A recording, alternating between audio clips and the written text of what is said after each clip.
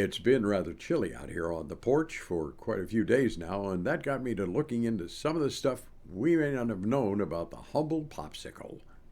At least that's what that frozen hunk of flavored ice on a stick is generally called here in the US and Canada. The Brits know it as the ice lolly or the ice pop. The Aussies have dubbed it the icy pole.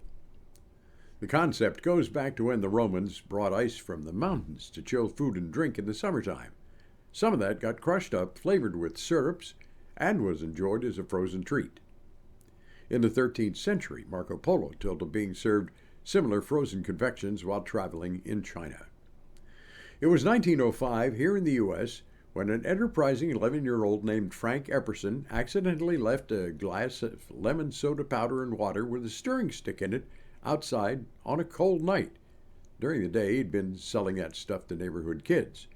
The next day, though, he discovered it was frozen solid. Well, he got the contents out of the glass, gave it a taste, and he knew he was onto something. He named it the Epsicle, and he began selling them in the neighborhood, 5 cents each. That led to more widespread distribution after a number of years. In 1923, Epperson got a patent for the Epsicle. There is an oft-repeated story, though, that he changed the name when his kids repeatedly asked him to make more of Pop's Sickle, and so a corporation was born. In 1925, though, Epperson sold the rights to the Popsicle to Joe Lowe Company of New York because he was flat broke and he badly needed money. The new owners took the frozen treat to national fame.